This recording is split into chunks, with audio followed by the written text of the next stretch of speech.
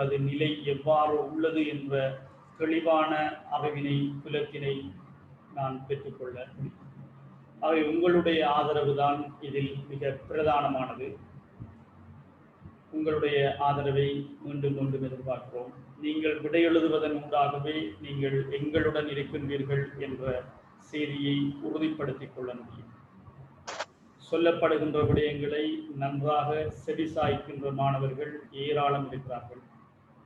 ஆகவே வரலாறு என்பது கஷ்டமான பாடம் அல்ல என்பதை முதலில் நீங்கள் புரிந்து கொள்ள வேண்டும்.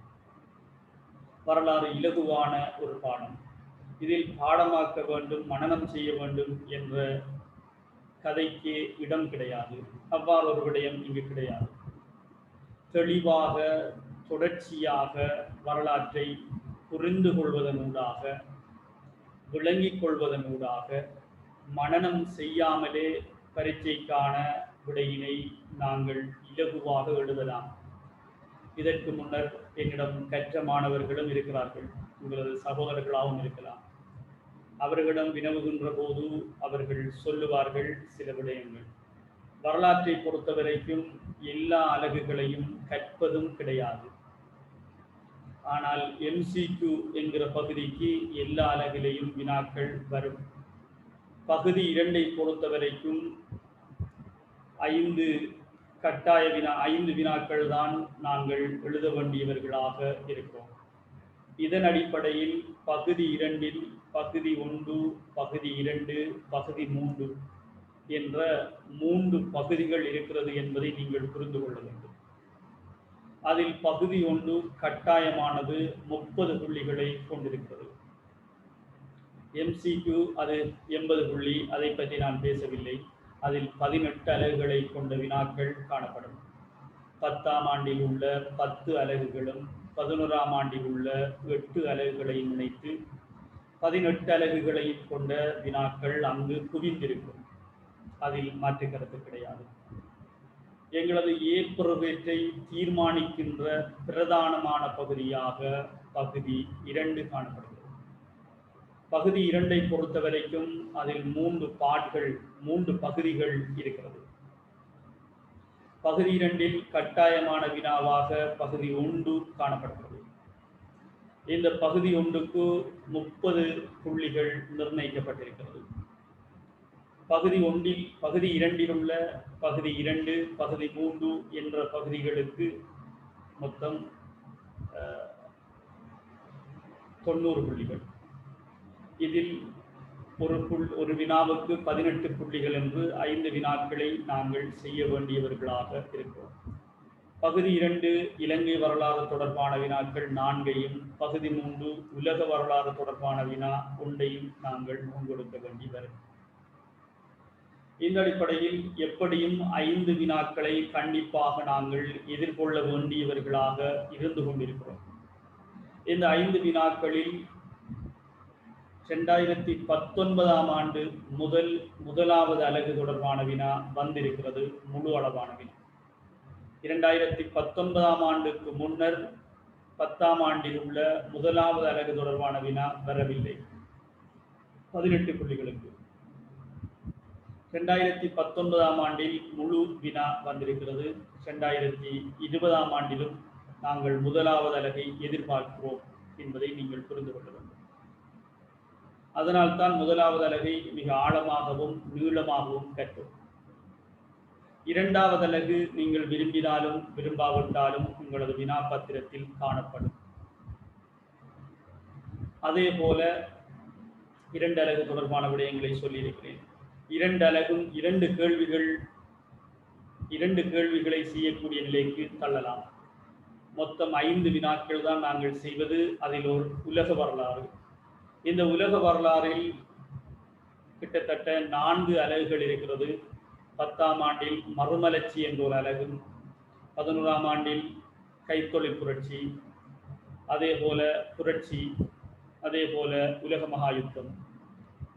இந்த 4 அலகுகளையும் தழுவி 2 அலகுகளில் வினாக்கள் ஒவ்வொரு வருடமும் வரும்.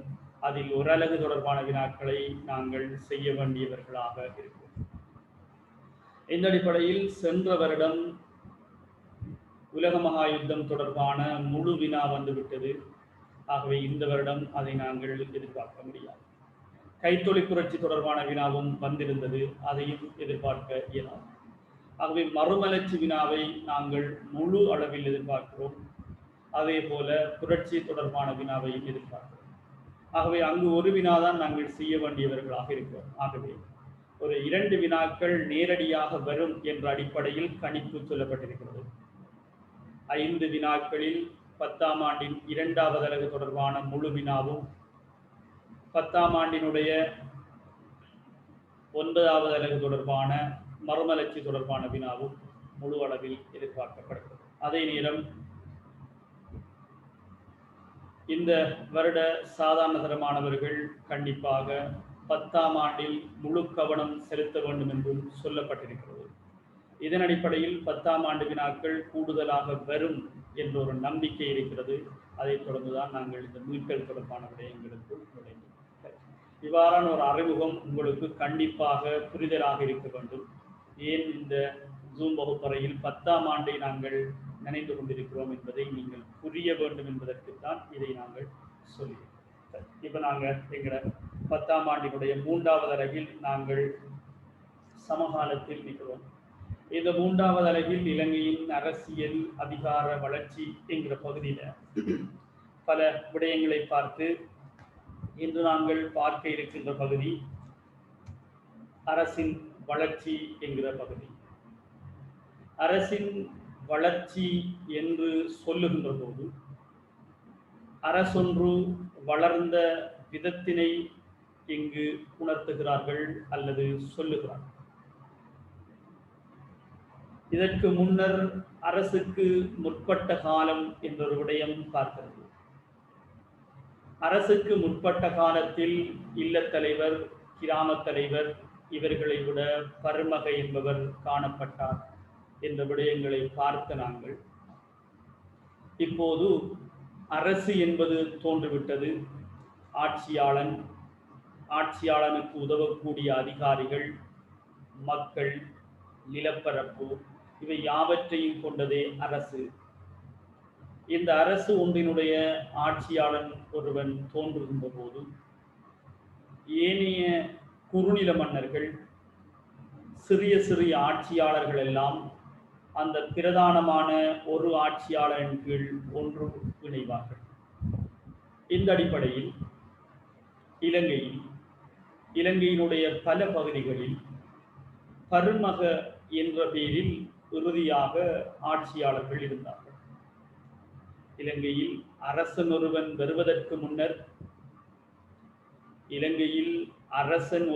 வருவதற்கு முன்னர் ஆட்சி பீடத்தில் இருந்தவர்கள் பருமக என்ற பெயரை கொண்டவர்கள். இந்த பருமக என்ற பெயரை கொண்டவர்கள் பலர் காணப்பட்டார்கள். அவர்கள் நில புலங்களை கொண்டவர்களாகவும் செல்வம் உடையவர்களாகவும் பலம் உடையவர்களாகவும் இருந்தார்கள். இந்த பருமகமார்கள் இலங்கையினுடைய பல பகுதிகளில் பல பருமகமார்கள் இருந்திருக்கிறார்கள். இந்த பருமகமார்கள் எல்லோரையும் ஒன்று சேர்த்து ஒரே ஒரு ஆட்சியாளன் என்ற அடிப்படையில் இலங்கையில் முதலில் செயற்பட்ட ஒரு ஆட்சியாளன் யார் என்று பார்த்தால் அது பண்டுகாவையன் ஆவார். எனவே இலங்கையினுடைய முதலாவது ஆட்சியாளன் பண்டுகாவையன் தனது 70வது வயதில் இருந்து 70 வருடம் ஆட்சி புரிந்தான் என்று வரலாறு சொல்ல முற்படுகிறது.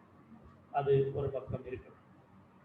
70 ஆண்டுகள் இலங்கையை தலைநகரமான அனுராதபுரத்தை தலைநகரமாக கொண்டு ஆட்சி புரிந்த ஒரு அரசன் பண்டுகாவை. இந்த பண்டுகாவையினுடைய வரலாறு மிக நீளமான ஒரு வரலாறு. இந்த பண்டுகாவையின் அதே போல தேவநம்பிய தீசன் என்று சொல்லப்படுகின்ற பிரதானமான 2 அரசர்களை இந்த 3வது அலகில் அரசின் வளர்ச்சி என்ற பகுதியில் ஆரம்பத்தில் தந்திருக்கிறார்கள். அந்த 2 அரசர்களையும் நாங்கள் இன்று விரிவாக பார்க்க இருக்கிறோம். அரசின் வளர்ச்சியில் முதலாவது நாங்கள் பார்க்க இருப்பது பண்டுகாவையன் என்ற அரசன் தொடர்பானது.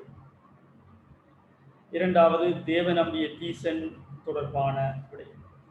இந்த அடிப்படையில் அரசின் வளர்ச்சி என்று சொல்லுகின்ற நேரம் எங்களுக்குள் நாங்கள் புரிந்து கொள்ள வேண்டிய ஒரு விடயம், அரசன் ஒருவன் ஆட்சி பீடத்துக்கு வருவதற்கு முன்னர் பருமக என்ற பெயரை கொண்டவர்கள் ஆட்சியாளர்களாக இருந்திருக்கிறார்கள்.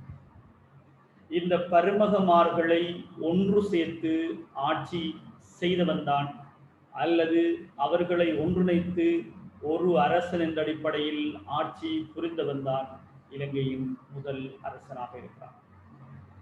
இந்த முதல் அரசன் வருவதற்கு முன்னர் இலங்கையில் நகரம் என்பது தனியான பிரதான ஒரு நகரம் இருக்கிறது. இலங்கையின் பல பகுதிகளில் பல நகரங்கள் இருந்தன. அவைகள் எல்லாமே இலங்கையினுடைய நகரங்களாக பார்க்கப்பட்டது. ஆனால் அவை அனைத்தும் தலைநகரம் அல்ல.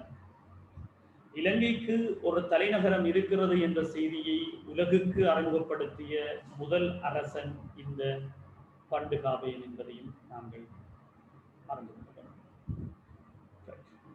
அரசின் வளர்ச்சி என்று சொல்லப்படுகிற விடயம் பன்முகப்படுத்தப்பட்ட அதிகாரம் ஒருமுகப்படுத்தப்படும் நிலையே அரசின் வளர்ச்சி என்கிறார்.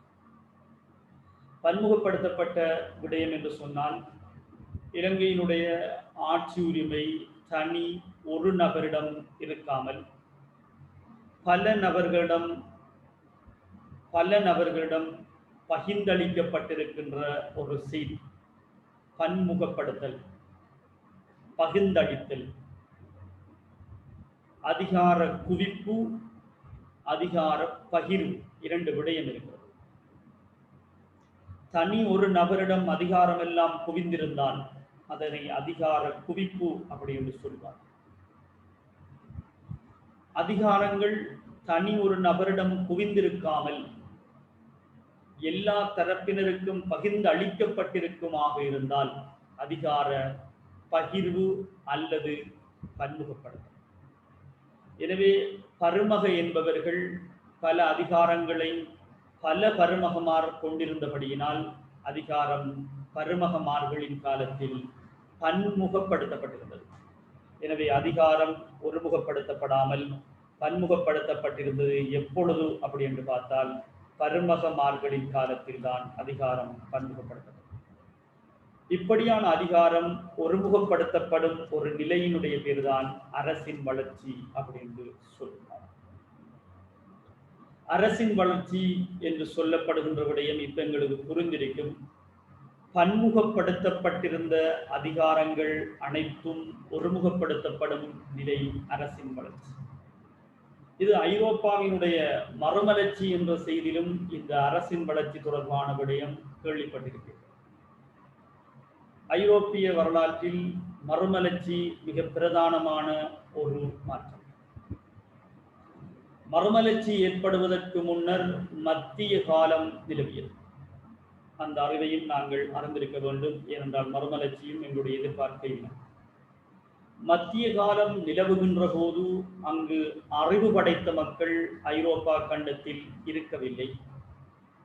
அதனால் மத்திய காலத்தை ஐரோப்பா கண்டத்தினுடைய இருண்ட காலம் அப்படி என்று சொல்லுவார். ஐரோப்பா கண்டத்தினுடைய இருண்ட காலம் என்று சொல்லுகின்ற காலம் என்ன அப்படி என்று கேட்டால் மத்திய காலத்தை இருண்ட காலம் என்று சொல்வார். சில விடயங்கள் உங்களுக்கு தேவைப்படுவதாக இருந்தால் நீங்கள் எழுதி வச்சுக்கணும். நான் இந்த சிலபஸ் மூன்றாவது அலகை தாண்டியும் சில விடயங்கள் நான் சொல்லவில்லை என்றால் தொடர்புபடுகின்ற விடயம், தேவைப்படுகின்ற விடயம். நோட்ஸாக உங்களுக்கு அனுப்பப்பட்டிருக்கின்ற பிடிஎஃப் நம்மட சிலபஸோட போய்கொண்டிருக்கும். சில விடயங்கள் மேலதிகமாக சொல்லுகின்ற போது அது தேவைப்படுகின்ற விடயங்களாக இருப்பதனால் சொல்லும், என்ன மறந்திருக்கும் என்பதற்காக. ஆகவே இந்த மத்திய காலத்தில் என்ன நடைபெறுகிறது என்றால் எந்த விதமான அறிவிலும் வளர்ச்சி ஏற்படவில்லை ஐரோப்பிய மக்களிடத்தில். அதனால் ஐரோப்பாவினுடைய இருண்ட காலம் என்று மத்திய காலத்தை சொல்வார்கள். அப்படி இருண்ட காலத்தில் இருந்த மக்களுக்குத்தான் 1453 ஆண்டு 1/4 1953 1453 ஆண்டு ஒட்டோமன் துருக்கியர்களினால் கொன்ஸ்டாந்தினோபிள் கைப்பற்றப்படுகிறது. இதைத் தொடர்ந்து கொன்ஸ்டாந்து நோபல் நகரில் இருந்த நூலகத்தில் இருந்த புத்தகங்களை கொண்டு போய் இத்தாலியினுடைய பொலஞ்சா, பாதுவா போன்ற பல்கலைக்கழகங்களில் விட்டு ஐரோப்பாவினுடைய செல்வந்தர்கள், ஐரோப்பாவினுடைய அரசர்கள் இவர்களுடைய ஆதரவுடன் புத்திஜீவிகளினால் அந்த புத்தகங்கள் கிரேக்க மொழிக்கு, உரோம மொழிக்கு மொழிபெயர்க்கப்பட்டு ஐரோப்பியர்களினது கைகளுக்கு செல்கிறது. ஐரோப்பியர்கள் வெவ்வேறான மொழிகள் தொடர்பான அறிவே இல்லாதவர்கள். ஏனென்றால் மத்திய காலத்தில் இந்த ஐரோப்பியர்கள் கல்வி கற்கவில்லை. அதனால் வேறு அறிவுகள், வேறு மொழிகள் தொடர்பான அறிவுகள் இந்த ஐரோப்பியர்களிடம் காணப்படவும் இல்லை. எனவே மொழி தொடர்பான அறிவில் பின்னின்ற இந்த ஐரோப்பியர்களுக்கு உதவியவர்கள் யார் அப்படி என்று பார்த்தால் இந்த அறிவாளிகள், அதாவது பல்கலைக்கழக விரிவுரையாளர்.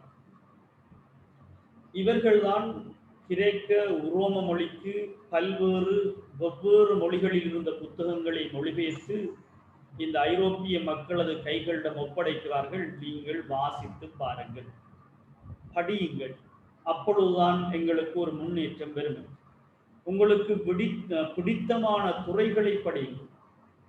சிலருக்கு சமயம் பிடிக்கும், ஆகவே சமய புத்தகம் மொழிபெயர்க்கப்பட்டிருக்கிறது, நீங்கள் படிக்கலாம். சிலருக்கு கலை பிடிக்கும், கலை புத்தகத்தை படியுங்கள். சித்திரம் பிடித்தால் சித்திர புத்தகத்தை படியுங்கள். அரசியல் பிடித்தால் அரசியல் புத்தகத்தை படியுங்கள். இவ்வாறு அரசியல் புத்தகத்தை படித்தவர்கள்தான் ஐரோப்பா கண்டத்தில் இருந்த அரசியலை பார்க்கிறார்கள். மத்திய காலத்தில் அறிவில்லாத மக்களின் அரசியல் எவ்வாறு இருந்ததென்றால், அரசன் என்பவன் ஒருவன் இருப்பான் ஐரோப்பா கண்டத்தில், ஆனால் அவனிடம் அதிகாரம் இருக்காது. அரசனை சுற்றி பல பிரபுகள் இருப்பார்கள். அவர்களுக்குத்தான் அரசன் தன்னிடம் இருக்கின்ற நிலங்களை அவ்வாறே கொடுப்பான். அந்த நிலங்களை சாதாரண மக்களுக்கு விவசாயத்துக்காக பிரபுகள் வழங்குவார்கள். யார நிலம் என்று கேட்டால் அரசன் நிலம். அரசன் யாருக்கு நிலத்தை வழங்குகிறான்னா பிரபுகளுக்கு. பிரபுகள் அந்த நிலத்தை சாதாரண மக்களுக்கு வழங்குகின்ற போது சாதாரண மக்கள் நினைத்துக் கொண்டார்கள், எங்களுக்கு நிலத்தை வழங்குவர் இந்த பிரபு. ஆகவே பிரபுவினது கருத்தை தான், அவர் சொல்லுகின்ற கருத்தை தான், அவர் சொல்லுகின்ற கதையைத்தான் நாங்கள் கேட்க வேண்டும் என்று அறிவில்லாத ஐரோப்பிய மக்கள் பிரபுகளை அவர்களது ஆட்சியாளர்களாக எண்ணிக்கொண்டார். ஆட்சி அதிகாரத்தில் உள்ள ஒரே ஒரு அரசன் அவரது பாணியில், அவரது செயற்பாட்டில் அவர் இருந்து கொண்டே இருக்கிறார். மக்கள் அரசனை கணக்கில் எடுப்பது கிடையாது. மக்கள் அரசனாக கணக்கில் எடுத்ததெல்லாம் பிரபுக்களை. எனவே அதிகாரம் ஓரிடத்தில் இருக்கவில்லை. பல பிரபுகள் அரசனுக்கு இருந்தார்கள். அந்த பிரபுகளெல்லாம் மக்களினது பார்வையில் அரசன். இன்னும் ஒரு காரணம் இருந்தது. மத்திய காலத்தில் படையெடுப்புகள் வருகிற போது அரசனுக்கு எதிராக அரசனிடம் அந்த படையெடுப்பை எதிர்கொள்ள தைரியம் இருக்கவில்லை. அரசனிடம் தைரியம் இல்லாத காரணத்தினால்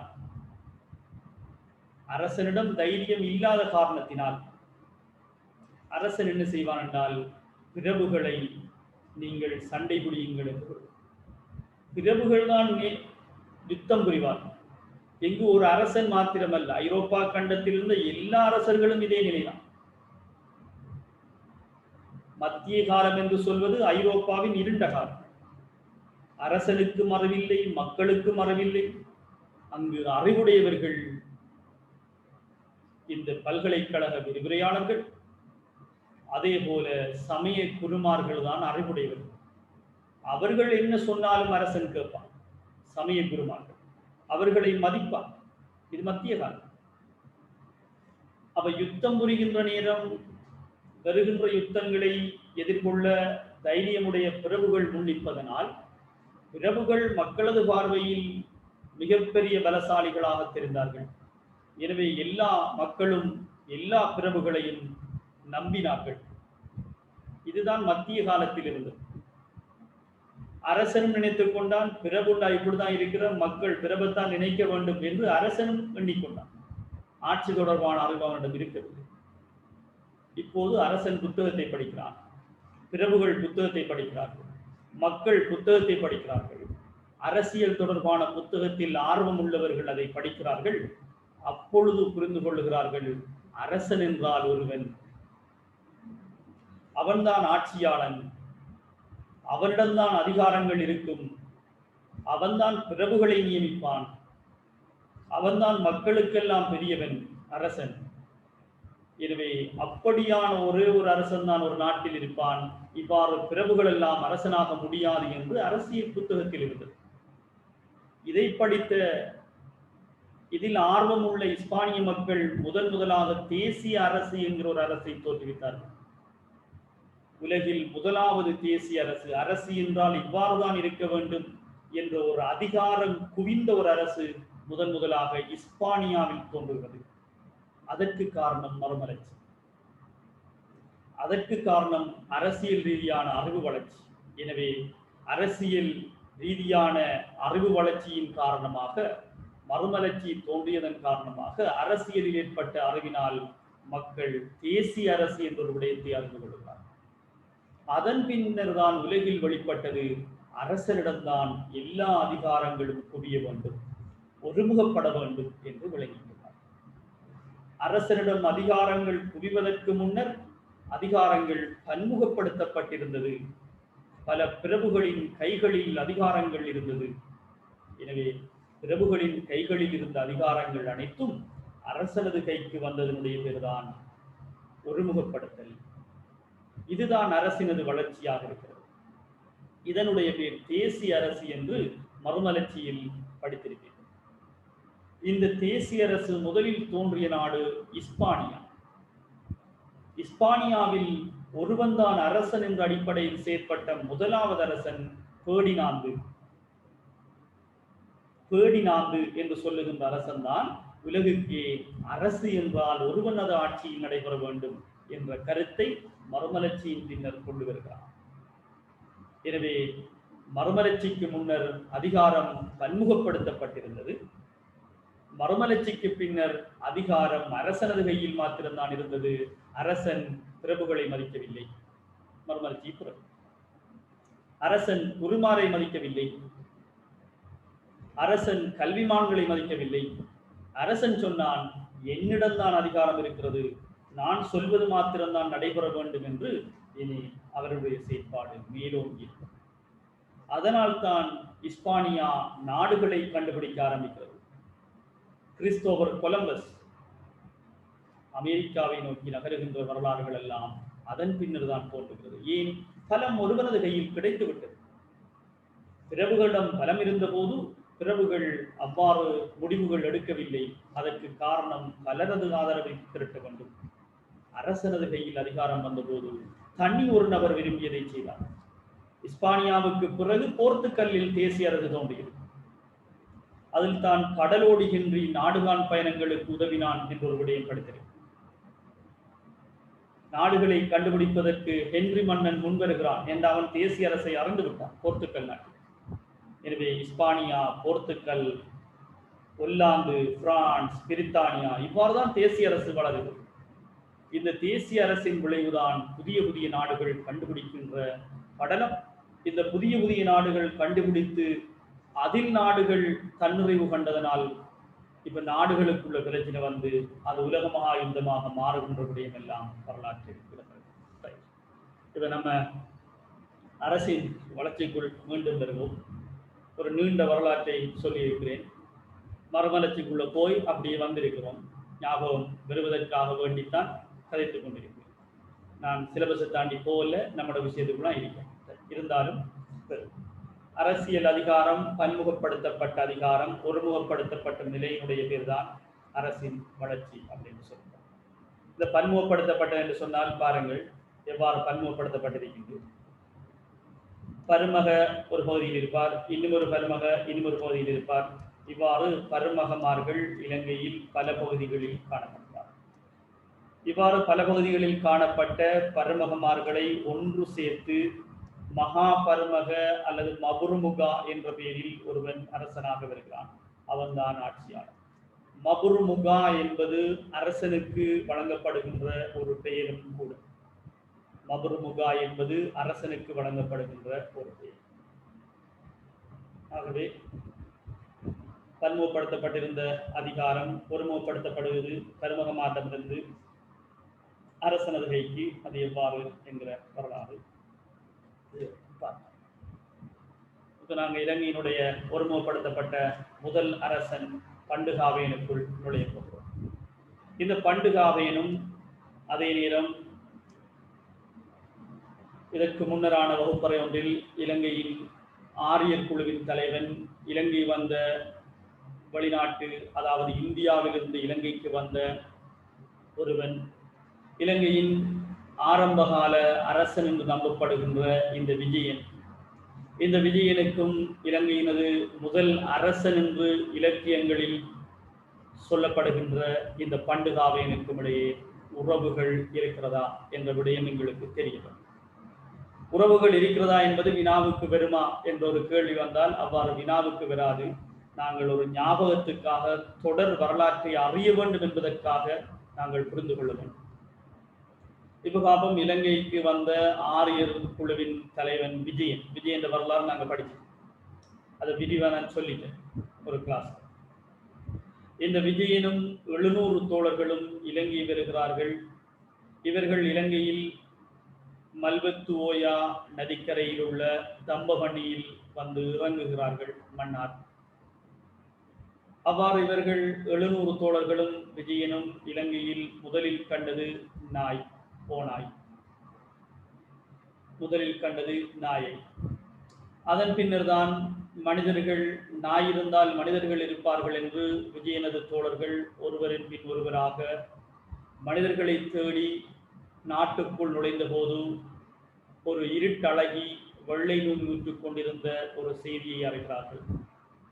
அவளுடைய பேருதான் குவேணி. குவேணி ஒரு இயக்கர் குலப்பெண்.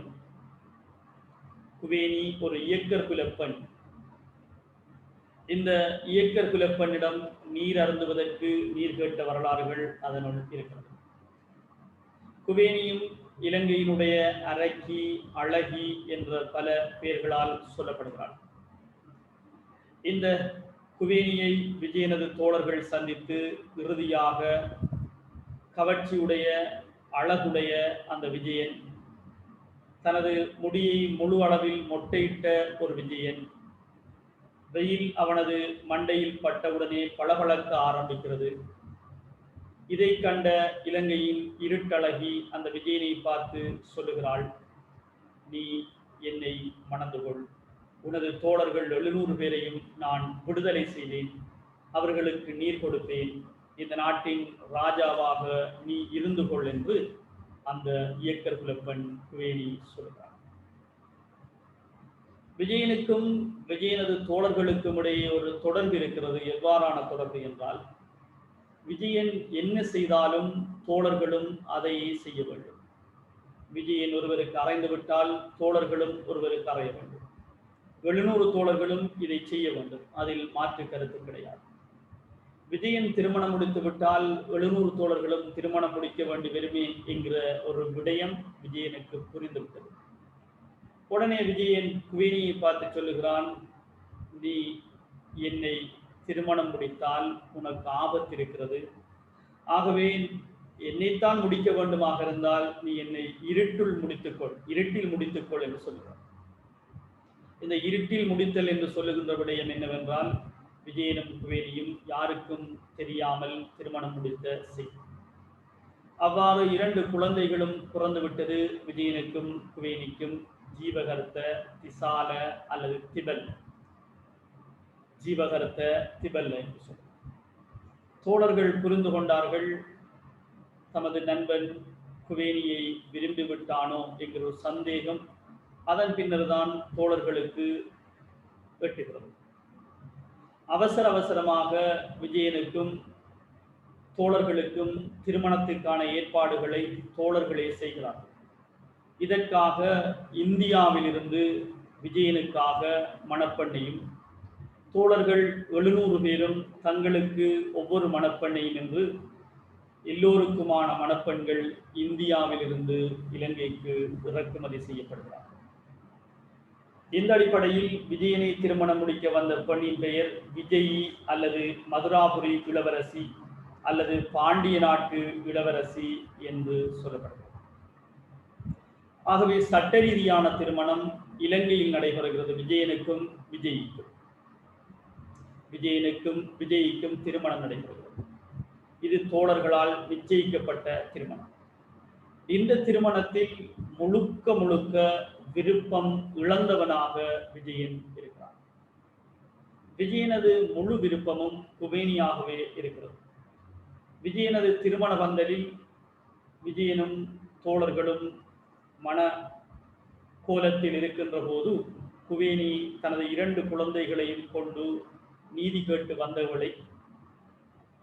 கேட்டு 2 குழந்தைகளையும் கொண்டு வந்த வேளை விஜயனது தோழர்கள் குபேனியினது பிள்ளைகளையும் கொண்டு போய் காட்டில் விடுகிறார்கள் என்று வரலாற்றில் சொல்கிறார். அவ்வாறு காட்டில் விட்டவர்களில் ஒரு பரம்பரையினர் தான் மகியங்கனையில் இருக்கின்ற வேடுவர்கள் என்று நம்புகிறார்கள். விஜயிக்கும் திருமணம் முடித்து மிக நீண்ட காலம் எந்த விதமான வாரிசுகளும் பிறக்கவில்லை. விஜயன் இறக்கின்ற கட்டத்தை நோய்வாய்ப்பட்டு இருக்கிறான். விஜயனது தோழர்கள் சொல்லுகிறார்கள், இலங்கையை ஆளுவதற்கு ஓர் அரசன் வேண்டும். இலங்கையை ஆள்வதற்கு விஜயனுக்கு வாரிசு இல்லை என்றபடியினால் விஜயனது சகோதரன் சுமித்தனை இந்தியாவில் இருந்து கொண்டு வரலாம் என்று தோழர்கள் இந்தியா செல்கிறார்.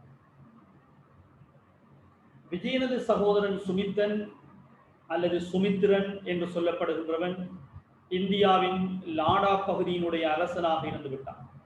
எனவே அந்த சுமித்தன் ஒரு நல்லவன், ஒரு பலசாலி, ஒரு திறமைசாலி. அவன் சொல்லுகிறான், சுமித்தன், என்னால் இந்தியாவை விட்டு இலங்கைக்கு ஆட்சி புரிய வர முடியாது. யார் சொன்னவன் என்று கேட்டால் சுமித்தன். அதனால் தனது வாரிசு இருக்கிறான் பண்டு வாசுதேவன், அவனை நீங்கள் அழைத்து செல்லலாம் என்று சுமித்தன் சொல்லிவிட்டான். இதன் அடிப்படையில் விஜயனுக்கு அடுத்ததாக இலங்கையில் ஆட்சி புரிய வருகிறான் பண்டு வாசுதேவன். இந்த பண்டு வாசுதேவன் யாரினுடைய மகன் அப்படி என்று பார்த்தால் சுமித்தனுடைய மகன். சுமித்தன் யார சகோதரன் என்று பார்த்தால் விஜயனுடைய சகோதரன். எனவே விஜயனுடைய சகோதரன் பேர் சுமித்தன் மகண்ட பேர் பண்டு வாசுதேவன். விஜயனின் சகோதரன் பேர் சுமித்தன் மகண்ட பேர் பண்டு வாசுதேவன். இந்த பண்டு வாசுதேவனும் விஜயனுடைய பரம்பரையை சேர்ந்தவன் என்றபடியினால் தோழர்கள் முடிவெடுக்கிறார்கள், இந்த பண்டு வாசுதேவனை இலங்கைக்கு கொண்டு செல்வதற்கு முன்னரே அவருக்கு ஓர் மணப்பெண்ணையும் நாங்கள் தெரிவு செய்து கொள்வோம். இந்தியாவிலே பண்டு வாசுதேவனை நீங்க சொல்லலாம். நாங்க பார்த்தோம், விஜயனுடைய மனைவியாக இந்தியாவிலிருந்து வந்தவள் விஜய். அதே நேரம் விஜயனுக்கு பின்னர் ஆட்சி புரிய விஜயனுக்கு இலங்கையில் வாரிசு இல்லாதபடியினால் விஜயனுடைய சகோதரன்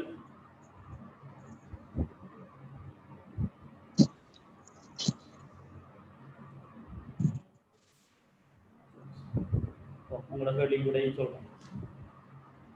விஜயனுடைய சகோதரன் சுமித்தனின் மகன் பண்டு வாசுதேவன் இலங்கை வருகிறான். இதே நேரம் இந்தியாவில் இருந்து பண்டு வாசுதேவனுக்கான மணப்பெண்ணை தெரிவு செய்கிறார்கள். இலங்கைக்கு பண்டு வாசுதேவனுக்கு தனது மகளை தருவதாக இருந்தால் மகளின் சகோதரர்கள் 5 பேர் இருக்கிறார்கள். இவர்களையும் இலங்கையில் நீங்கள் வாழ வைக்க வேண்டும் என்று பண்டு சாளுக்கிய மன்னன் கட்டளை பிறப்பிக்கிறார். இதனை ஏற்றுக்கொண்ட பண்டு வாசுதேவன் பண்டு சாளுக்கிய மன்னனின் மகளான பத்தகச்சானாவை ஏற்றுக்கொண்டு இலங்கைக்கு அழைத்து வருகிறார். எனவே பத்தகச்சானாவின் சகோதரர்கள் பலர் இருந்தார்கள். ராம, உருவல, அனுராத, தீக்காயு, ரோகணை. இந்த 5 பேரும் பத்தகச்சானாவின் சகோதரர்கள். இந்த 5 பேரும் இலங்கையின் பல பகுதிகளில் போய் குடியேறுகிறார்கள். இந்த அடிப்படையில் பண்டு வாசுதேவனுக்கும் பத்தகச்சானாவுக்கும் இடையே திருமணம் நடைபெறுகிறது. இதில் 10 ஆண் பிள்ளையும் ஒரு பெண் பிள்ளையும் பிறக்கிறது பண்டு வாசுதேவனுக்கும் பத்தகச்சானா. அவ்வாறு பண்டு வாசுதேவனுக்கும் பத்தகச்சானாவுக்கும் பிறந்த இறுதியான பிள்ளையே பெண் பிள்ளை. அந்த பெண் பிள்ளையினுடைய பெயர் உன்மத சித்ரா. எனவே உன்மத சித்ராவினுடைய தாய் பத்தகச்சானா, தந்தை பண்டு வாசுதேவன். இவர்கள் 2 பேருக்கும் 11 பிள்ளைகள். இதில் 10 ஆண் ஒரு பெண். இறுதியாக பிறந்த அந்த பெண்ணினுடைய பெயர் உன்மத சித்ரா. எனவே உன்மத சித்ராவுக்கு பெயர் சூட்டுகின்ற ஒரு மிகப்பெரிய நிகழ்வை அரசன் ஏற்பாடு செய்த போது அங்கு ஜோசியக்காரன் ஒரு விடயத்தை அரசனிடம் சொல்லுகிறான். அரசரே, உன்னுடைய மகள் உன்மத சித்ரா எதிர்காலத்தில் ஒரு அழகியாக வருவாள். உன்னுடைய மகள் உன்மத சித்ரா ஒரு வீர பெண்ணாக கூட இருப்பாள். அவள் அழகானவள். இருந்தாலும் இந்த உன்மத சித்ராவினால் உனக்கோ உனது பரம்பரைக்கோ ஆபத்து கிடையாது. உன்மத சித்ரா ஒரு திருமணம் முடித்தால் பிறக்கின்ற பிள்ளை ஆண் பிள்ளையாக இருந்தால் மாத்திரம்தான் ஆபத்து, பெண் பிள்ளையினால் ஆபத்து கிடையாது. ஆகவே உன்மத சித்ரா திருமணம் முடித்தால் பிறந்த ஆண் பிள்ளை, உன்மத சித்ரா திருமணம் முடித்து பிறக்கின்ற ஆண் பிள்ளை உனது 10 மகன்மாரின் தலைகளையும் வெட்டி ஆட்சிபுடம் வருவான். எனவே உன்மத சித்ராவுக்கு திருமணம் நடந்தால் ஆண் பிள்ளை பிறந்து விடாமல் பார்த்து கொள்ளுங்கள், பிறந்தாலும் அதை கொன்றுவிடுங்கள் என்று இந்த ஜோசியக்காரன் பண்டு வாசுதேவனை பார்த்து சொல்லிவிட்டார். தந்தைக்கு இந்த செய்தி கேட்டவுடனே மிகப்பெரிய கவலை. தனது மகள் திருமணம் முடித்தால் ஆண் பிள்ளை பிறக்கக்கூடாது, என்ன கொடுமை. சகோதரர்கள் இந்த விடயத்தை கேட்டுக்கொண்டிருந்த சகோதரர்கள் உடனே முடிவெடுக்கிறார்கள். தந்தை இனிமேல் திருமணமும் முடிப்பதில்லை, எந்த ஆணையும் பார்ப்பதும் இல்லை என்று சகோதரன்மார் 10 பேரும் சேர்ந்து பண்டு வாசுதேவனுடைய அரண்மனைக்கு முன்னால் ஒரு ஒற்றை கோபுரம் அடைத்து அந்த ஒற்றை கோபுரத்துக்குள் உன்மத சித்ராவை அடைத்து வைக்கிறார்கள், ஒரு வேலைக்காரை உட்பட. யாரும் போக முடியாது, யாரும் வரவும் முடியாது, எந்த ஆணையும் சகோதரி பார்க்கவும் முடியாது, எந்த ஆணும் சகோதரியிடம் செல்லவும் முடியாது. இதனால் சகோதரிக்கு ஒரு வாரிசும் வராது. சகோதரிக்கு எந்த வாரிசும் வராவிட்டால் அது நமக்கு ஆபத்தே கிடையாது என்று எண்ணி சகோதரன்மார் 10 பேரும் உன்மத சித்ராவை அரண்மனைக்கு முன்னால் ஒரு ஒற்றை கோபுரத்தில் மறைத்து வைக்கிறார்கள், அல்லது சிறை வைக்கிறார்கள் என்று கூட சொல்லலாம். இவ்வாறு இருக்கின்ற நேரம் பண்டு வாசுதேவனுடைய மனைவியான பத்தகச்சானா, அவையின் சகோதரர்கள் ராம, உருவல, அனுராத, தீக்காயு, ரோகண. இவர்களில் இந்த தீக்காயு என்பவர் மாத்திரமே இந்த பத்தகச்சானாவுடன் நல்ல நெருக்கமாக இருக்கிறார்.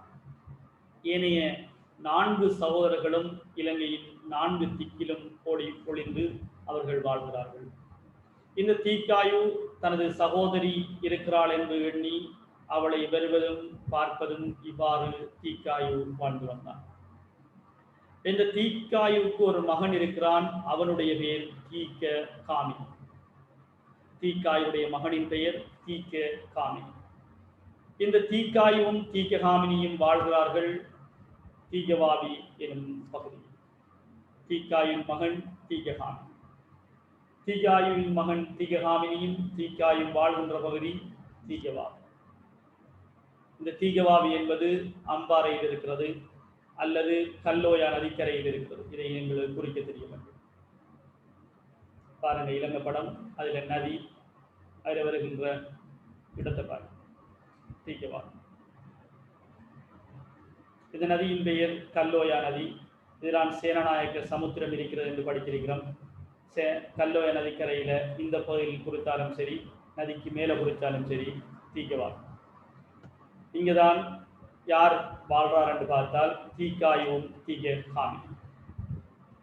தீகவாவி திரக்காமத்துக்கு அருகில் இருக்கின்ற ஊர் என்பதையும் நாங்கள் அறிந்திருக்கிறோம். தீகவாவி. இங்குதான் தீக்காயும் தீககாமியும் வாழ்கிறார்கள். தீக்காயு தனது சகோதரியை பார்ப்பதற்காக அடிக்கடி அரண்மனைக்கு வருகின்ற பழக்கம் உடையவர். சகோதரிக்கும் அவருக்கும் இடையே நல்லுறவு நிகழ்கிறது.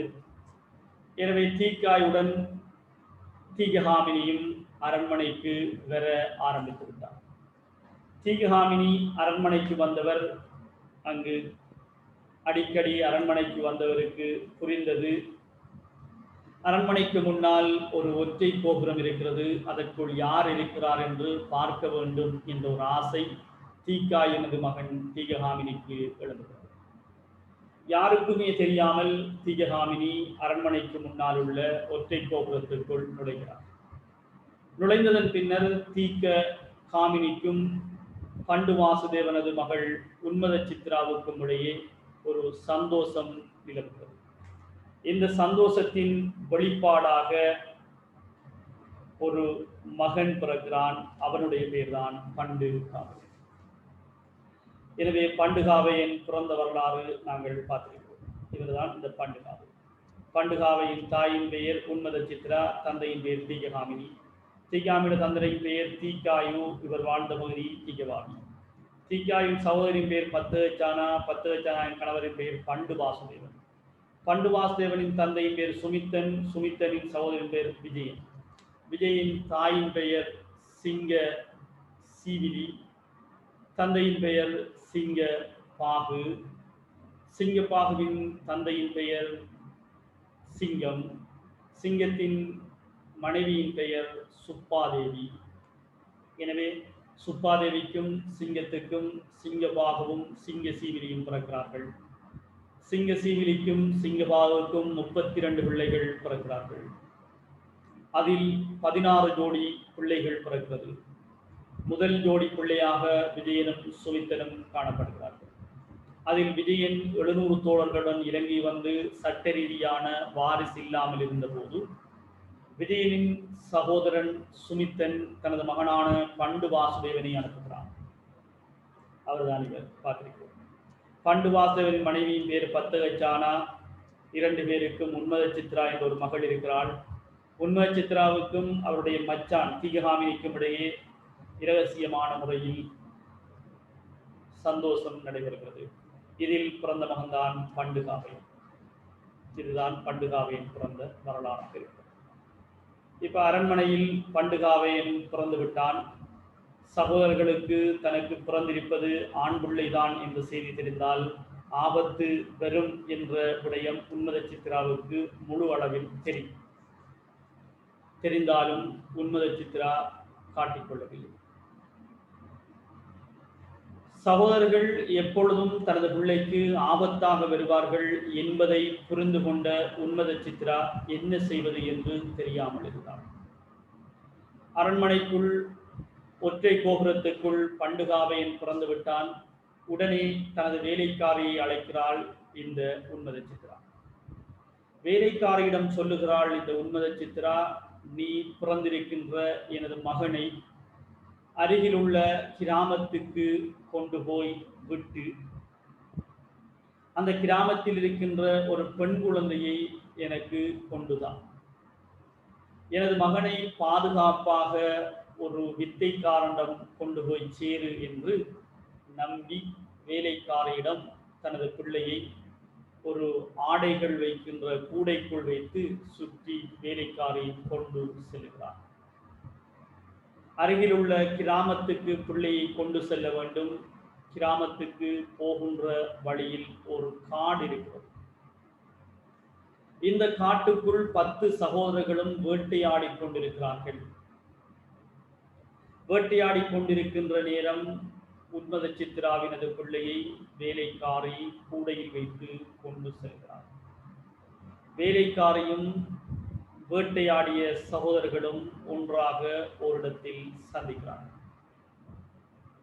சகோதரர்களுக்கு சந்தேகம் வந்துவிட்டது வேலைக்காரியுடன். அதில் ஒரு சகோதரன் கேட்கிறான், கூடையில் என்ன இருக்கிறது? வேலைக்காரிக்கு அச்சம் அடிமனதில் இருந்து வெளியேறுகிறது. வேலைக்காரி சொல்லுகிறாள், கூடைக்குள் பழைய ஆடைகள் இருக்கிறது, அருகில் உள்ள ஆற்றுக்கு சென்று கழுவப் போகிறேன்.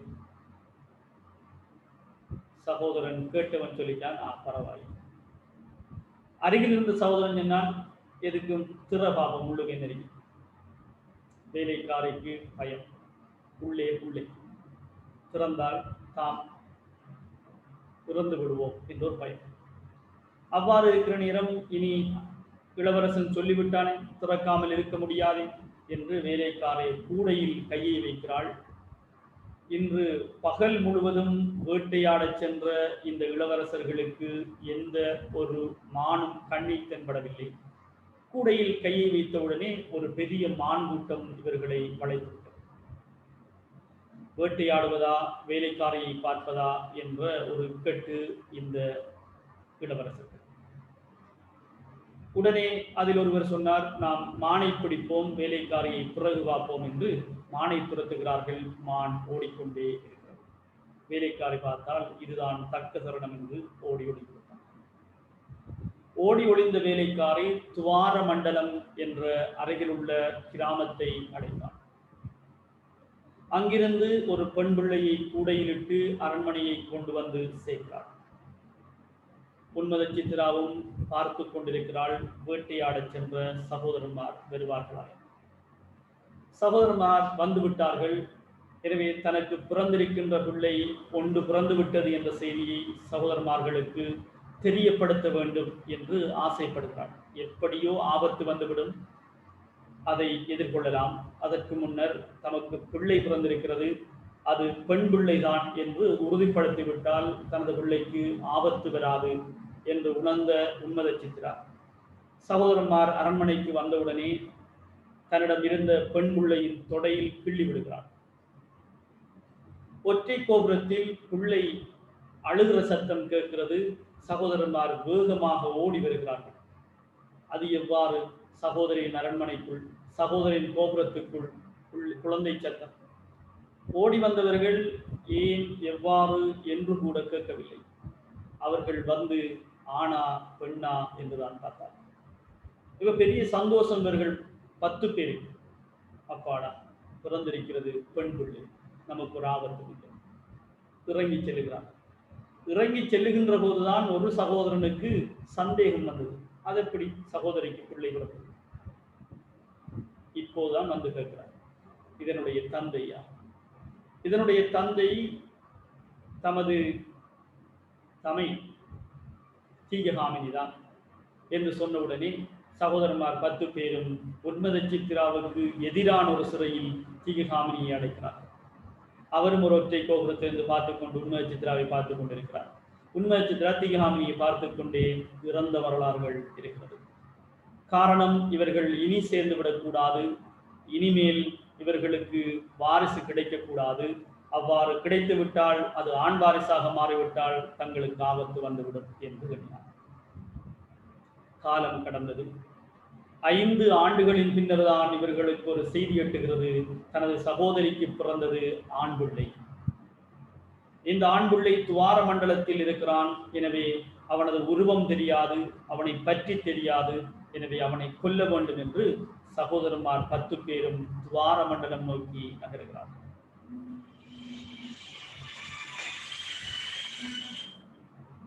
அந்த துவார மண்டலத்தில் பண்டுகாவையன் இருக்கிறான். துவார மண்டலத்தில் பண்டுகாவையன் இருக்கிறான். பண்டுகாவையனும் அவனது 7 வயது தோழர்களும் ஆற்றங்கரையில் ஒளிந்து விளையாடி கொண்டு இருக்கிறார்கள். அவ்வாறு விளையாடி கொண்டு இருப்பவர்களுக்குள் பண்டுகாவையனும் இருக்கிறார். ஒளிந்து விளையாடி கொண்டிருக்கின்ற நேரம் பண்டுகாவையன் ஒழிக்கக்கூடிய நேரம் வந்துவிட்டது.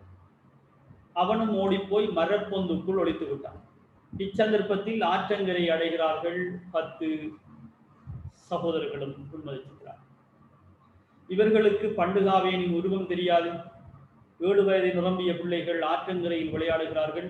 விளையாடுகின்றவர்களுக்குள் தான் பண்டுகாவையன் இருப்பான் என்று எண்ணி தங்களது விடுப்பில் இருந்த வாளினால் விளையாடிய அனைத்து 7 வயது சிறுவர்களின் தலைகளை வெட்டுகிறார்கள். பண்டுகாவையன் மரப்பொந்துக்குள் ஒளித்தவன் தான். மேலே எழுப்பி பார்த்தால் விளையாடிய தோழர்கள் அனைவரும் இறந்து கிடக்கிறார்கள். கவலைப்படுகிறார். மிகப்பெரிய சந்தோஷத்தில் 10 சகோதரன்மாரும் அரண்மனையை அடைகிறார்கள். தாங்கள் வெட்டி விட்டோம், தமக்கு இனி எதிரியே கிடையாது. இன்னும் ஒரு 5 ஆண்டுகளின் பின்னர் 12 வயது பண்டுகாவையன் உயிருடன் தான் இருக்கிறான் என்ற செய்தியை அறிந்திருக்கிறார். அவன் ஆடு மேய்த்துக் கொண்டிருக்கிறான். 12 வயதை உடைய ஒரு சிறுவனாக அவன் இருக்கிறான் என்பதை உணர்ந்த இந்த 10 மாமன்மாரும் ஆடு மேய்க்கின்ற சிறுவர்களை நோக்கி தேடி வருகிறார்கள். அங்கு ஆடு மேய்த்துக் கொண்டிருப்பதில் பண்டுகாவையனும் இருக்கிறார். பண்டுகாவையனது தோழன் ஒருவனுடைய ஆட்டை ஓநாய் கடித்துவிட்டது. இதனால் தோழர்கள் அனைவரும் அந்த ஆட்டை பச்சையாக சாப்பிடுவோம் என்று எண்ணி ஆட்டை சுற்றி வளைக்கிறார்கள். பண்டுகாவையன் சொல்லுகிறான், இது இறந்த ஆடு, ஓநாய் கடித்த ஆடு, இதை நாம் சுட்டு சாப்பிடுவோம் அப்படின்னு சொல்லி. யார் நெருப்படுக்க போவது சுடுவதற்கு என்று அவர்களுக்குள் போட்டி. பண்டுகாவையன் சொன்னான், நீங்கள் யாரும் போக தேவையில்லை, நான் நெருப்படுத்தி வருகிறேன் என்று அவன் நெருப்படுத்தி சென்றான். இந்த நேரத்துக்குள் 10 சகோதரர்களும் உண்மத சித்ராவில் நுழைந்தார்கள். ஆட்டு இடையர்கள் எல்லாம் ஒன்றாக நிற்கிறார்கள். இதற்குள் தான் பண்டுகாவையன் இருப்பான் என்று எண்ணி அவ்வளவு பேரையும் வெட்டி தடுத்தார். நெருப்படுத்தி வந்து பார்த்தால் தோழர்கள் இறந்திருக்கிறார்கள். இந்த செய்திகளை எல்லாம் அறிந்த தன்னை பராமரித்துக் கொண்டிருக்கிற பிராமனிடம் செய்திகளை எல்லாம் பண்டுகாவையன் சொல்லுகிறார். அதன் பின்னர் தான் பண்டுகாவையனுக்கு வித்தைகள் கற்றுக் கொடுக்கின்ற பிராமணனாக அவன் மாறுகிறான். அந்த பிராமணனுடைய பெயர் பண்டுல என்ற பிராமணன். எனவே பண்டுகாவையனுக்கு வித்தைகள் கற்றுக் கொடுத்தவன் யார் என்று கேட்டால் பண்டுல என்ற பிராமணன். பண்டுல என்ற பிராமணன். இவருடைய ஜாதகத்தை பார்க்கின்ற போது இவர் அரசனாக வரக்கூடியவர். ஆனால் மாமன்மாரை கொல்ல வேண்டும். மாமன்மாரை கொன்றால் மாத்திரமே இவருக்கு ஆட்சி உரிமை கிட்டும் என்ற விடயத்தை உணர்ந்து கொண்ட பிராமணன் உடனே இவருக்கு எல்லா வகையான பயிற்சிகளையும் கொடுத்து, சேத்தியா என்கிற பெண் குதிரையை கொடுத்து, பண்டுல பிராமணனுடைய மகன் சந்திரன் அவனை நண்பராகவும் கொடுத்து, நீ படை வீரர்களையும் கொண்டு உனது மாமன்மாரை வென்று ஆட்சி விடமேறு என்று யுத்தத்துக்காக அனுப்புகிறான் இந்த பண்டுகாவையனை பண்டுல என்ற பிராமணன். மாமன்மாரை தேடி பண்டுகாவையன் தனது யுத்த பயிற்சியை அல்லது யுத்த செயற்பாட்டை ஆரம்பிக்கிறான். மாமன்மாரை தேடி அவ்வாறு தேடி வருகின்ற நேரம்தான் கிரித்தலை என்ற இடத்தை அடைகிறான் இந்த பண்டுகாவையன். நண்பன் சந்திரன் சேத்தியா என்கின்ற பெண் குதிரை, பண்டுகாவையன் வைத்திருந்த குதிரையின் பெயர் சேத்தியா, பண்டுகாவையன் வைத்திருந்த நண்பனின் பெயர் சந்திரன். படை வீரர்களுடன் கிரித்தலை என்ற இடத்தை அடைகிறான். ஏனென்றால் அங்கு ஒரு மாமன் இருக்கிறான், அவனுடைய பெயர் கிரிகண்ட சிவன். இந்த கிரிகண்ட சிவனை கொல்ல வேண்டும் என்பதற்கு தான் இவர் முதலில் வந்து கிரித்தலை அடைகிறார். கிரித்தலை அடைந்தால் வந்த படை வீரர்கள் அவர் எல்லோருக்கும் பசி. ஒரு மர நிழலின் கீழ் உட்கார்ந்து கொண்டிருக்கிற நேரம் தந்தைக்கு உணவு பொட்டலம் ஒன்றை தலையில் சுமந்து வருகிறாள் ஒரு பெண். அந்த பெண்ணை நிறுத்துகிறான் இந்த பண்டுகாவை. அந்த பெண்ணிடம் கேட்கிறான், உனது தலையின் மேல் நிறைய உணவுகள் இருக்கிறது, எங்களுக்கும் பசியார உணவை தா என்று கேட்கிறான். அந்த பெண் சொல்லுகிறாள், நான் உங்களுக்காக உணவு கொண்டு வரவில்லை, என்னுடைய தந்தைக்கும் சகோதரர்களுக்குமாகவே உணவை கொண்டு வருகிறேன். அவர்கள் வயலில் வேலை செய்து கொண்டிருக்கிறார்கள், அவர்களுக்காக நான் உணவு கொண்டு செல்கிறேன், எங்களுக்கும் உணவுதான் என்று பண்டுகாவையன் கெஞ்சி அவளுடன் உணவை பெற முனைகிறான். அவள் எப்படியாவது இவர்களுக்கு உணவை கொடுக்காமல் சென்று விடுவோம் என்று எண்ணுகிறாள். இறுதியாக அவள் சொல்லுகிறாள், உங்கள் அனைவருக்கும் உணவு தருவதற்கு என்னிடம் பாத்திரமே இல்லை என்று சொன்னார். உடனே பண்டுகாவையன் சொன்னார், 2 பேரும் சென்று அருகில் உள்ள தாமரையின் இலைகளை கொய்தோம் என்றால் எல்லோரும் அதில் சாப்பிடலாம் என்று அந்த பெண்ணிடம் சொல்லுகிறார். அந்த பெண்ணும் பண்டுகாவையனின் கதையை நம்பி பொய்கைக்குள் இறங்கி தாமரை இலைகளை கொய்துகிறார்கள். 2 பேரும் தாமரை இலைகளை எல்லாம் ஆய்ந்து வந்து எல்லோரும் சாப்பிடுவதற்காக தாமரை இலை அந்த தாமரை தட்டில் சோற்றினை பரிமாற முற்படுகிறாள் இந்த பெண். சோற்றினை பரிமாறுகின்ற போதுதான் பண்டுகாவையன் அவளிடம் கேட்கிறாள், நீ இவ்வளவு அழகாக இருக்கிறாய், உனது பெயர் என்ன என்று கேட்கிறாள். அவள் சொல்லுகிறாள், எனது பெயர் பாணி, எனது பெயர் பாணி என்று சொல்லுகிறாள். அதன் பின்னர் பண்டுகாவையன் ஒவ்வொருவராக இவள் சோறை வைத்து வருகின்ற நேரம் பண்டுகாவையனது தட்டில் அந்த தாமரை இலையில் அதாவது பாலியினது கையும் பண்டுகாவையனது கையும் அந்த தட்டில் ஒன்றாகப்பட்டவுடனே அந்த தட்டு தங்கத்தட்டாக மாறியதாக வரலாறு சொல்கிறார். பாலியின் கையும் பண்டுகாவையனின் கையும் அந்த தாமரையின் இலையில் பட்டவுடனே அந்த தாமரையின் தட்டு அல்லது தாமரையின் இலை தங்க தட்டாக மாறியது. உடனே பண்டுகாவையன் சொன்னான், நீ சும்மா பாலி அல்ல, சுவர்ண பாலி அப்படி என்று அவனையே பேர் வைக்கிறான். எனவே பாலியின் பெயர் இங்கு மாறுகிறது. எவ்வாறு என்றால் சுவர்ண பாலி. உன்னை நான் விரும்புகிறேன் என்று உடனே எழுந்த மாதிரி இந்த பண்டுகாவையன் சொல்லிவிட்டான். சுவர்ணபாலியின் சொன்னால், நானும் உன்னை விரும்புகிறேன், அதனால் தான் உனக்கு உணவு கூட தந்திருக்கிறேன். நீ யாரினது மகள், நான் ஒரு யுத்தத்துக்காக இங்கு வந்திருக்கிறேன் என்று அவளிடம் விடயங்களை கேட்டபோது அவருடைய மாமன் கிரிகண்ட சிவனுடைய மகள்தான் இவள் என்பதை உணர்ந்து உடனே சொல்லுகிறாள், உனது தந்தையை தான் நான் கொல்ல வந்திருக்கிறேன் சொல்லு. சுவர்ணபாலி சொன்னான், எனது தந்தையை கொண்டு விடாதே. இந்த விடயம் கேட்டவுடனே வயலில் வேலை செய்தவர்கள் நீண்ட நேரம் காத்திருக்கிறார்கள். பசி, சாப்பாடு வரவில்லை. சாப்பாடு இடையில் வேறெங்கோ போய்விட்டது. ஓடி வருகிறார்கள் சகோதரன் கிரிகண்ட சிவன் செய்திக்கு. அவ்விடத்தில் யுத்தம் மூல ஆரம்பிக்கிறது. பண்டுகாவையன் தனது வித்தைகளை காட்டி எல்லோரையும் வெல்லுகிறான். இதனால் கிரிகண்ட சிவன் தனது மகளை பண்டுகாவையனுக்கு திருமணம் கொடுத்துக் கொடுக்கிறான். கிரிகண்ட சிவன் என்கிற ஒரு மாமனையும், அதே நேரம் தனது தாய் முதுமை பருவத்தில் கஷ்டப்பட்ட போது உதவி புரிந்த ஒரு மாமன் அபயனையும் விட்டுவிட்டு ஏனைய 8 மாமன்மாருடைய தலைகளையும் வெட்டி ஓரிடத்தில் குவித்து 8 மாமன்மாருடைய தலைகளையும் பண்டுகாவையும் ஓரிடத்தில் வெட்டி குவிக்கிறான். அந்த குவித்த இடத்துக்கு சொன்னான், இது சுரக்காய் குவியல் அப்படி என்று சொன்னான். 8 மாமன்மாருடைய தலைகளையும் வெட்டி குவித்து விட்டு அந்த இடத்தை சுரக்காய் குவியல் அப்படி என்று சொல்லி லபுனொருவ என்ற பெயரில் அது அழைக்கப்பட்டது. இதன் பின்னர் பண்டுகாவையன் அனுராதபுரத்தை தலைநகரமாக கொண்டு இலங்கையை ஆளுகின்ற ஒரு வரலாறு இடம்பெறுகிறது. பண்டுகாவையன் தொடர்பான மிக நீண்ட வரலாற்றை நான் சொல்லியிருக்கிறேன். இப்போ நாங்கள் எங்களோட சிலபஸுக்குள்ள வருவோம். இது நீங்கள் அறிந்திருந்தால்தான் இந்த விடயம் புரியும். இது உங்களது புத்தகத்தில் கூறப்படவில்லை, அதான் சொல்லப்படவில்லை.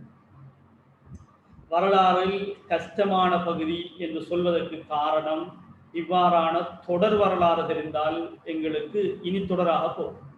பாருங்க, இப்ப சொல்லப்படுது, வரலாற்று மூலாதாரமான மகாவம்சத்தின் ஆதாரப்படி அனுராதபுர ராசதானி ஆண்ட முதல் மன்னன் பண்டுகாவையன் ஆவான்.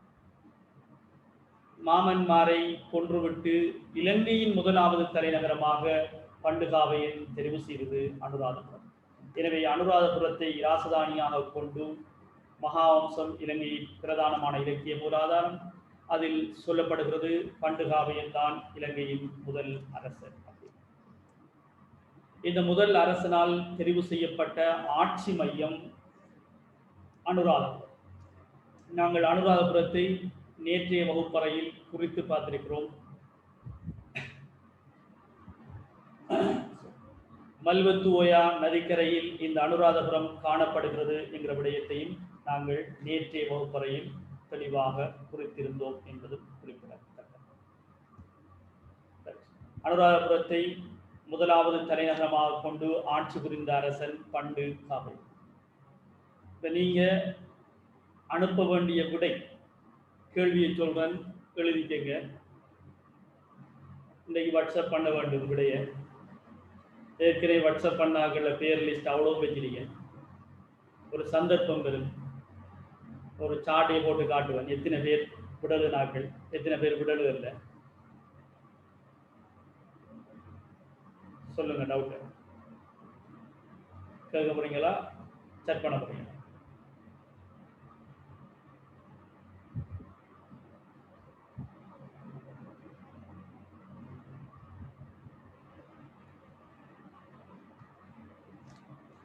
டவுட்டை கேட்டா அடுத்ததுக்கு போகலாம். கேள்வி சொல்ல இருக்கிறேன், நீங்க விடலி அனுப்பணும். கேள்வியை நோட் பண்ணுங்க. முதலாவது கேள்வி,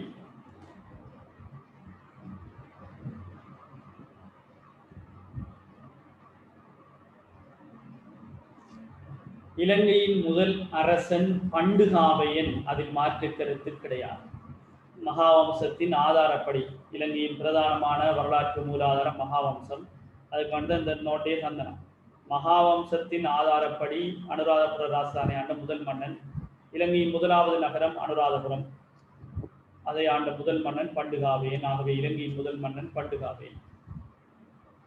இந்த பாயிண்ட்ஸ், அதே நேரம் விஜயனுடைய வரலாறு, அவர் ஏன் முதல் அரசன் இல்லை என்கிற செய்திகள் எல்லாம் நேற்றைய முதல் வகுப்பறையில் நான் தெளிவாக சொன்னேன். வகுப்பறையில் இருந்திருப்பீங்கன்னு நம்புகிறேன். அந்த வீடியோ கிளிப்ஸ் இந்த இல்லை நாளைக்கு அனுப்புகிறேன், எல்லாத்தையும் நீங்கள் பார்த்துக்கணும். என்னம்மா கேள்வியை சொல்லட்டா?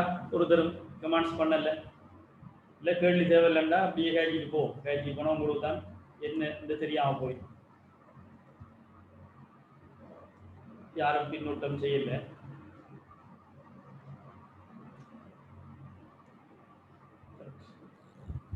முதலாவது கேள்வி எழுதுங்க, இலங்கையின் முதல் அரசரின் பேர் யார்? அதான் டவுட். இலங்கையின் முதல் அரசரின் பேர் யார்? இலங்கையின் முதல் அரசரின் பேர் யார்?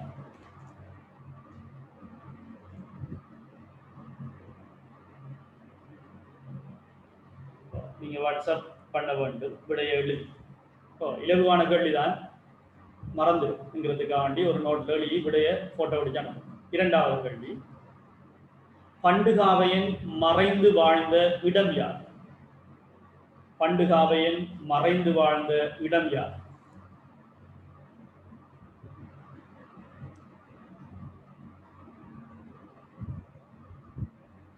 பண்டுகாவையன் மறைந்து வாழ்ந்த இடம் யார்? மூன்றாவது கேள்வி, பண்டுகாவையனின் நண்பனின் பெயர் யார்? பண்டுகாவையனின் நண்பனின் பெயர் யார்? பண்டுகாவையனின் நண்பனின் பெயர் யார்?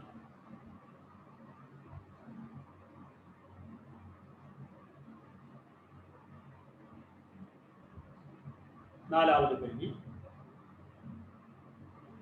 தீகவாவி அமைந்துள்ள நதிக்கரை யார்? தீகவாவி அமைந்துள்ள நதிக்கரை யார்?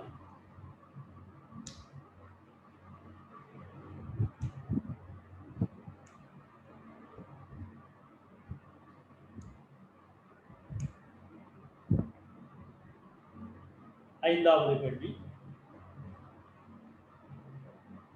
பண்டுகாவையன் பயன்படுத்திய குதிரையின் பெயர் யார்? பண்டுகாவையன் பயன்படுத்திய குதிரையின் பெயர் யார்?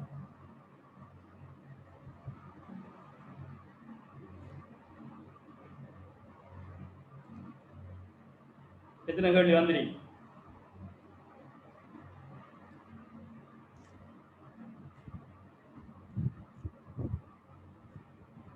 சரி, ஆறாவது கேள்வி.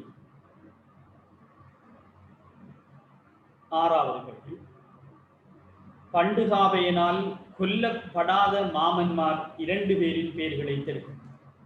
பண்டுகாவையனால் கொல்லப்படாத 2 மாமன்மார்களின் பெயர்களையும் தருக.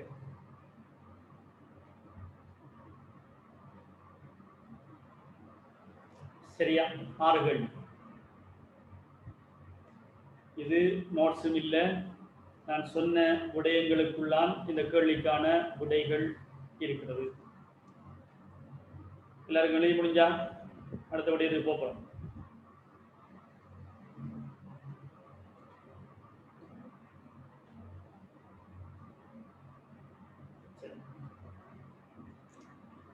அன்றாபுர ராசதானி இலங்கையின் முதலாவது இராசதானி. இதனுடைய முதலாவது அரசனாக பண்டுகாவையன் காணப்பட்டார். பண்டுகாவையனால் முதலாவது தலைநகரமாக தெரிவு செய்யப்பட்டது எது என்று கேட்டால் அனுராதபுரம். எனவே இந்த அனுராதபுரத்தை குறிக்கணும் என்கிற ஒரு இதுக்காக வேண்டி குறிச்சிருக்கேன் பாருங்க.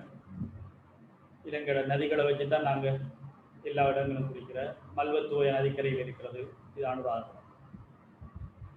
இலங்கைப்படம் குறிக்கிற ஒரு பயிற்சி, இலங்கைப்படம் குறிப்பது தொடர்பான ஒரு பரீட்சை இன்ஷா அல்லாஹ் ஆன்லைனில் நடத்துவோம். சரியாக இருந்துங்க, குறித்து பார்த்துங்க. உங்களோட மார்க்ஸை உடனடியாக போட வேண்டியது, பெயர்களை போட்டு மார்க்ஸுகள் போடுவோம்.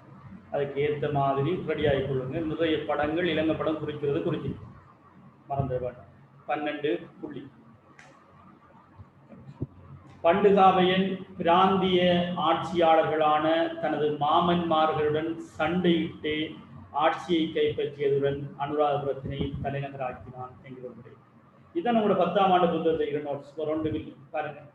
மாமன்மாருடன் சண்டை பிடிச்சான் என்று திடீர்னு அப்புறம் சொன்னா குழந்தை குழப்பம். மாமன்மாருடன் ஏன் சண்டை பிடிச்சான் என்கிறதுக்கான அடிப்படை வரலாறு ஒன்று இருக்கிறது. பிறந்தா ஆம்பளை பிள்ளை பிறந்தா ஆபத்து, இதான் பிரச்சனை. ஆகவே மாமன்மாரை கொன்றே இவன் ஆட்சியை கைப்பற்றிய ஒரு விடயம் சொல்லப்படும். அதே நேரம் பண்டுகாவையன் 70 வருடங்கள் ஆட்சி புரிகிறான். தனது 10ஆவது ஆண்டில் கிராமங்களுக்கு எல்லை வகுத்தான். கிராமத்தில் பல விடயங்களை செய்கிறான். இன்னும் ஒரு விடயம் இருக்கிறது, கேளுங்கள். பண்டுகாவையன அந்த வேலைக்காரை காட்டினூடாக துவார மண்டலத்துக்கு கொண்டு செல்லுகின்ற நேரம் அந்த காட்டுக்குள்ள கூடைக்குள் புள்ளை இருக்கிறது, மான் கூட்டம் வருகிறது, சகோதரர்கள் கூடையை திறக்க சொல்லுகிறார்கள் என்கிற ஒரு செய்தி, ஒரு காட்சி உங்களுக்கு ஒரு புலக்காட்சியாகப்பட்டிருக்கும். ஒரு காட்டுக்குள்ள பெண் வேலைக்காரை கூடைக்குள் பிள்ளையை போட்டு கொண்டு செல்லுகிறாள். சகோதரர்கள் கூடையை திறங்கண்ட உடனே அங்கு முன்னால் மான் கூட்டம் வந்தது. இந்த மான் கூட்டம் என்பது அந்த நேரத்தின் பண்டுகாவையனை காவல் காத்த தெய்வங்கள் என்று பண்டுகாவையன் நம்பினான். தன்னை காவல் காத்த தெய்வங்கள், அந்த தெய்வங்களினுடைய பெயர் சித்தராஜ காலவேலன். சித்தராஜ காலவேலன். பிற்காலங்களில் இந்த பண்டுகாவையன் இந்த தெய்வங்களுக்காக ஒரு கோயிலையும் அமைக்கிறார். எனவே பண்டுகாவையினால் சித்தராஜ காலவேலை எனும் தெய்வங்களுக்காக கோயில் அமைக்கப்படுகிறது. பண்டுகாவையன் தனது 10ஆவது ஆண்டில் எத்தனை வருடம் ஆட்சி புரிந்தான் என்று கேட்டால் 70 ஆண்டுகள். தனது 10ஆவது ஆண்டில் கிராமங்களுக்கான எல்லைகளை வகுக்கிறான். பாருங்க எவ்வாறு ஒரு கிராமம் அமைய வேண்டும் என்ற வடிவமைப்பை இந்த பண்டுகாவையன் கொண்டு வருகிறார். சண்டாளர்கள் என்று சொல்லப்படுகின்ற சூத்திரர்கள், அதாவது நகரத்தில் கழிவுகளை அள்ளுவதற்கு ஒரு தரப்பினர் இருக்க வேண்டும். அவர்கள் ஒரு ஓரமாக உருவாக்கி அவர்களை நகரத்தின் ஒரு பகுதியில் வைக்கிறான். நகரத்தில் பல குளங்கள் காணப்படுகிறது, காமினி வாவி, அபயவாவி. அதே போல அந்தந்த தெய்வத்தவர்களுக்கு அவரவர் வணக்க வழிபாடுகளுக்கான இடங்களை ஒதுக்கிறார். நகரில் வழிபாட்டிடங்கள், காடுகள், சுடுகாடுகள், அதே போல நகரை சுற்றி வேலி, இவ்வாறு எல்லா வகைகளையும் செய்துவிட்டு ஒரு பிரசவ வைத்தியசாலையை உருவாக்குகிறார். இலங்கையினுடைய வரலாற்றில் வைத்தியசாலையை உருவாக்கிய முதல் அரசன் பண்டுகாவே. எனவே பண்டுகாவேனால் அமைக்கப்பட்ட வைத்தியசாலையின் பெயர் சொத்தி சால. பண்டுகாவேன் அமைத்த வைத்தியசாலையின் பெயர் சொத்தி சால. இதான் அழகிய நகரின் தோற்றம். நகரத்தை அழகுபடுத்துகிறான். நகரத்தில் சித்தராஜ காலவேல என்கிற தெய்வங்களுக்கு கோயில் கட்டுகிறான். சண்டாளர்கள், சூத்திரர்கள் அவர்கள் வாழ்வதற்கு இடம் ஒதுக்குகிறான். இவ்வாறு சிறந்த முறையில் நகரை ஒழுங்குபடுத்துகிறான் இந்த பண்டுகாவே. ஆகவே பண்டுகாவேன் தொடர்பாக இன்னும் 2 கேள்விகள் இருக்கிறது. அடுத்த கேள்வி 7வது கேள்வி நினைக்கிறேன். பண்டுகாவேனை காப்பாற்றிய தெய்வங்களின் பெயர்கள் யார்? பண்டுகாவேனை காப்பாற்றிய தெய்வங்களின் பெயர்கள் யார்?